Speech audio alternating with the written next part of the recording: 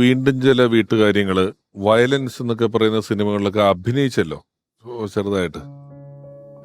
സിബി സാറിന്റെ സിനിമകളിൽ നമ്മൾ ശ്രദ്ധിക്കാതെ വിട്ട ഏതെങ്കിലുമൊക്കെ വേഷങ്ങളിൽ ഏതെങ്കിലും സ്ഥലങ്ങളിലൊക്കെ എവിടെയെങ്കിലും ഒന്ന് മുഖം കാണിച്ചതായിട്ട് ഓർക്കുന്നുണ്ടോ?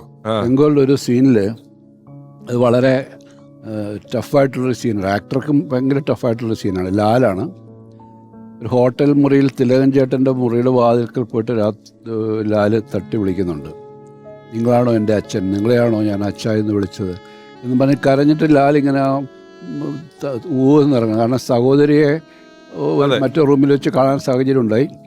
അപ്പോൾ അങ്ങനെ ഊർന്നിറങ്ങുന്ന സീൻ. അപ്പോൾ ക്യാമറ ലാലിരിക്കുമ്പോൾ കൂടെ പോകണം, ലാൽ വല്ലാതെ കരഞ്ഞ് എക്സേർട്ട് ചെയ്ത് ചെയ്യേണ്ടതാണ്.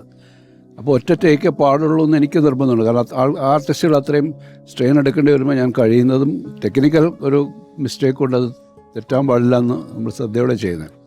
അപ്പോൾ അത് ഈ ശബ്ദം കേട്ടിട്ട് അടുത്ത മുറിയിൽ നിന്ന് ഒരാൾ പുറത്ത് വന്ന് നോക്കണം.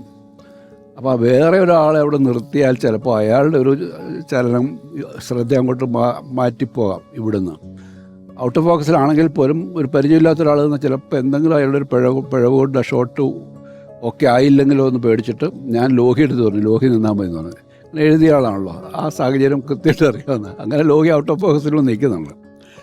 വേറൊരു സിനിമയിൽ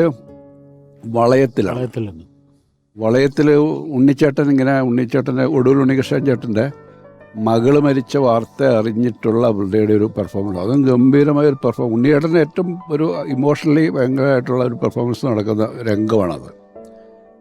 അവിടെ ഉണ്ണിയേട്ടനെ ആശ്വസിപ്പിക്കാൻ നിൽക്കുന്നൊരു ക്യാരക്ടറായിട്ട് ഞാൻ ഇതേപോലെ ലോഹിയെ തന്നെയാണ് ചെയ്യിപ്പിച്ചത്. അപ്പം അങ്ങനെ അപൂർവമായിട്ട് പിന്നെ സത്യൻ്റെ ഈ വീണ്ടും ചില വീട്ടുകാര്യങ്ങളിലാണ് ലോഹി ഒരു ക്യാരക്ടറായിട്ട് തന്നെ ലോഹിയായിട്ട് തന്നെ അങ്ങനെ അഭിനയിച്ചത്.